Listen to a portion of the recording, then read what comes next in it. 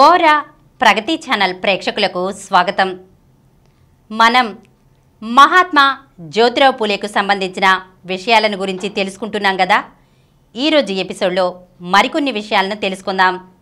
నిమ్నజాతి విద్యార్థుల అగచాట్లు. బ్రిటిష్ ప్రభుత్వం భారతీయుల విద్యా విధానంలో అనుసరించిన వైఖరిని ఇక్కడ కొంత గమనించాలి. పరిపాలనా యంత్రాంగంలో తమకు తోడ్పడుతూ మొత్తం అన్ని వర్గాల ప్రజలను తమ చెప్పు చేతల్లో ఉంచుకునే మనుషుల అవసరం అప్పుడు బ్రిటిష్ వారికి ఉంది. బ్రాహ్మణులు అందుకు తగ్గవారుగా వారికి కనిపించారు. మతపరంగా బ్రాహ్మణులు సమాజాన్ని శాసించే స్థితిలో ఉన్నారు. విద్యావకాశాలు వారికే ఉన్నాయి. వారికి ఇంగ్లీష్ నేర్పటం, ఆధునిక అవసరాలకు అనుగుణంగా తీర్చిదిద్దుకోవటం ఏమంత కష్టమైన పని కాదు. అందుచేత భారతదేశంలో తమ వారిగా బ్రిటిష్ వారు బ్రాహ్మణులను ఎంచుకున్నారు. అంతేకాదు, క్రింది వర్ణాల వారికి విద్యావకాశాలు కల్పించడం వారికి అంత ఇష్టం కూడా లేదు. నిద్రావస్థలో ఉన్న వారిని మేల్కొలిపి వారిని చైతన్యవంతుల్ని చేస్తే కొరివితో తలగొక్కున్నట్లు అవుతుందేమో. వారంతా ఈ బ్రాహ్మణుల మీద తిరగబడి ఆ పైన తమ మీద తిరగబడితే ఏం చెయ్యటం? అసలు వాళ్ళకి విద్య నేర్పాలంటేనే ఎంతో ప్రతిఘటనను ఎదుర్కోవాలి. అదంతా సుకరం కాదు. అందుకే ఆంగ్లేయులు క్రింది వర్ణాల వారి చదువు గురించి అంత శ్రద్ధ చూపలేదు. ఆ విధంగా వారు తమ ఉద్యోగులను హెచ్చరించారు కూడా. నిమ్నజాతుల విద్య పట్ల ప్రభుత్వం నిర్లిప్తంగా ఉంది. సమాజంలో అగ్రవర్ణాలు వీరికి ప్రోత్సాహం ఇవ్వలేదు. అయినా ఇంత నిర్లక్ష్యాన్ని తట్టుకుని ఎవరైనా చదువుకోవటానికి వస్తే వారిని ఉపాధ్యాయులు నిరుత్సాహపరిచేవారు. అప్పటి ఉపాధ్యాయులు విద్యార్థులను కొట్టడానికో భయపెట్టడానికో ఒక బెత్తం తప్పనిసరిగా దగ్గర ఉంచుకునేవారు. దండం దశగుణం భవేత్ అని కదా ఆర్యోక్తి. అందర్నీ కొట్టిన ఆ బెత్తంతో నిమ్నజాతుల విద్యార్థులను కొడితే ఇతర విద్యార్థులకు మైల సోకడం అటుంచి ముందు ఆ బెత్తం ద్వారా ఉపాధ్యాయుడే మైలపడతాడని ఆలోచించి నిమ్నజాతుల విద్యార్థుల కోసం కొన్ని మట్టిగడ్డలు వేరే పెట్టుకుని ఏదైనా పొరపాటు జరిగితే ఆ కుర్రవాడి మీదకు అవి విసురుతుండేవారు. రెవరెండ్ ముర్రే మిచెల్ దొర ఈ విషయం తన జ్ఞాపకాలలో రాసిపెట్టుకున్నారు. చదువు మీద ప్రీతి, ప్రభుత్వం కల్పించిన అవకాశాలు ఉండి కూడా తోటి విద్యార్థుల ఉపాధ్యాయుల అసహన వైఖరి కారణంగా చదువుకోలేకపోయిన కొందరు మహర విద్యార్థుల దుఃఖగాథలు కూడా ఆయన రాసిపెట్టుకున్నారు.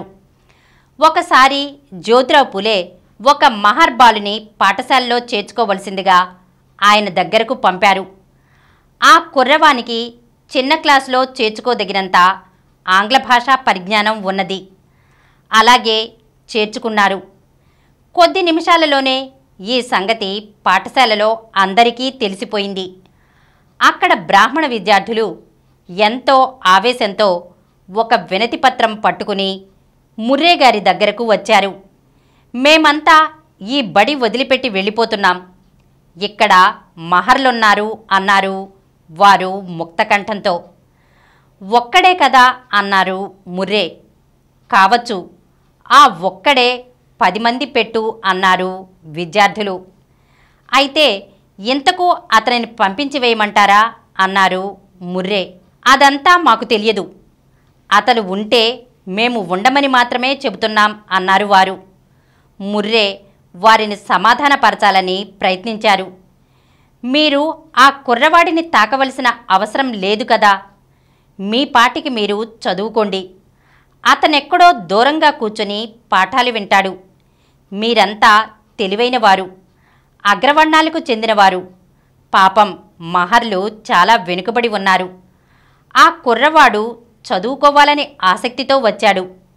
అతని గురించి మీకు అభ్యంతరం ఉండకూడదు అన్నాడు ఆయన. నిజమే, కానీ నేల మీద తివాచీ ఉంది కదా, దాని ద్వారా మైల సోకుతుంది. మేము బ్రాహ్మణులం. ఈ అంటుతో భోజనాలు చెయ్యకూడదు. మా ఆచారాలు మేం పాటించాలి అన్నారు వారు. అయితే నేల మీద పరిచిన తివాచీ తీసివేయమంటారా అని అడిగాడు ఆయన. అసలు మేం క్లాసులోకి వస్తే కదా అన్నారు వారు. అయితే సరే, కానీ ఏ పరిస్థితుల్లోనూ ఆ బాలుని నేను వెళ్ళిపోమ్మని చెప్పను అన్నాడు ముర్రే. కానీ బ్రాహ్మణ విద్యార్థులను వెళ్ళగొట్టడం కూడా ఆయనకు ఇష్టం లేదు. అలాగని బాలునికి ప్రవేశం నిరాకరించడం కూడా తగని పని. ఈ బ్రాహ్మణ విద్యార్థుల ధోరణి ఆయనకు చికాకు కలిగించింది. నిదానంగా ఈ సమస్య పరిష్కరించాలనుకున్నారు. అందుకే వారితో, రేపటి వరకు ఆగండి, తరగతుల ఏర్పాట్లలో కొంచెం మార్పులు చేయవలసి ఉంది, బహుశా కొందరిని పై తరగతుల్లోకి మార్చాలేమో అన్నారు. సందేహిస్తూనే విద్యార్థులంతా వెళ్ళిపోయారు. పాపం పరిస్థితిని అర్థం చేసుకున్న ఆ మహర్బాలుడు మళ్ళీ రాలేదు. ఈ విషయంలో విద్యార్థుల వెనుక ఉపాధ్యాయుల హస్తం ఉన్నదని ముర్రేకు తెలుసు. ఆ రోజుల్లో ఇలాంటి సంఘటనలు మామూలే. చిత్రమేమిటంటే, క్రైస్తవ ఉపాధ్యాయుల సమక్షం బ్రాహ్మణులకు ఎంతమాత్రం అసౌకర్యం కలిగించేది కాదు. హిందూ మతానికి చెందిన క్రింది వర్గాల వారి సమక్షం మాత్రమే తమ మడిని, ఆచారాలను భంగపరుస్తుందని వారి నమ్మకం. మద్రాసులో కొందరు పరయాబాలురు ఒక విద్యాసంస్థలో చేరినప్పుడు ఇలాగే 40 మంది సవర్ణులు పాఠశాల వదిలిపెట్టి వెళ్ళిపోయారట. ఎవరూ వారిని ఖాతరు చేయకపోయేసరికి అందులో సగం మంది క్షమాపణ చెప్పుకుని తిరిగి పాఠశాలలో చేరారట. కెనరా జిల్లాలో కూడా ఇలాగే జరిగింది. చదువుకుంటేనే ఉద్యోగాల్లోకి తీసుకుంటామని అక్కడి న్యాయాధికారి ముందే ప్రకటించారు. ఆ ప్రకారమే మంగుళూరు జడ్జి కోర్టులో 2 బిలావరు యువకులను ఉద్యోగంలోకి తీసుకున్నారు. దానికి ఎంతో ప్రతిఘటన వచ్చింది. వారితో కలిసి తాము పనిచేయలేమని బ్రాహ్మణ ఉద్యోగులు ఒక అర్జీ పెట్టుకున్నారు. ఆండర్సన్ దానిని తోసేశారు. అప్పీలు చేస్తే మద్రాస్ గవర్నర్ కూడా ఆండర్సన్ చేసిన దానినే సమర్థించారు, మెచ్చుకున్నారు కూడా. బ్రిటిష్ వారి పాలన ఆరంభమైన మొదట్లో కోర్టుల్లో జడ్జి గారి ముందుకు కూడా నిమ్నజాతులను రానిచ్చేవారు కాదు. జడ్జి గారి ఎదురుగా నేల మీద ముందు బ్రాహ్మణులు కూర్చునేవారు. ఆ వెనుక దూరంగా శూద్రులు, ఇతర వర్ణాల వారు కూర్చునేవారు. నిమ్నజాతులు దూరంగా కిటికీ దగ్గర నుంచో గుమ్మం బయట నిల్చునో తమ ఫిర్యాదును విన్నవించుకునేవారు. నెమ్మది నెమ్మదిగా విదేశీయులే ఈ నిమ్నజాతులను లోనికి పిలవటం, దగ్గరగా నిలబెట్టుకుని వారు చెప్పేది వినటం సాగించారు. బ్రాహ్మణ వర్గాలకు ఇది ఇష్టం లేకపోయినా సహించక తప్పలేదు. క్రమేపీ బ్రాహ్మణేతరులు చదువుకోవటము, ఉద్యోగాలకు రావటము మొదలైంది. అయినా వారిపై బ్రాహ్మణుల నిరసన భావం తగ్గలేదు. బాంబే నేటివ్ ఎడ్యుకేషన్ సొసైటీ సభ్యుడు దాగ్జీ దాదాజీ ఛాందస బ్రాహ్మణ వర్గానికి నాయకుడు. చదువుకుని ఉద్యోగాలకు వస్తున్న బ్రాహ్మణేతరుల వ్యవహారం చూసి మండిపడి ఆయన తమ సంస్థ ఆధ్వర్యంలో నడుస్తున్న పాఠశాలల నుంచి శూద్రుల పిల్లలందరినీ బయటికి పంపించి వేశారు.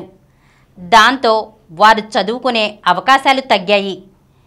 ఇంత ప్రతిఘటన చూసి బ్రిటిష్ అధికారులు ఈ సమస్యను పరిష్కరించడానికి సందేహించారని జ్యోతిబా తన గులాంగిరి పుస్తకంలో రాశారు. ఈరోజు మనం మహాత్మా జ్యోతిరావు పూలేకు సంబంధించిన కొన్ని విషయాలను గురించి తెలుసుకున్నాం కదా. మరికొన్ని విషయాలతో వచ్చే ఎపిసోడ్లో కలుసుకుందాం.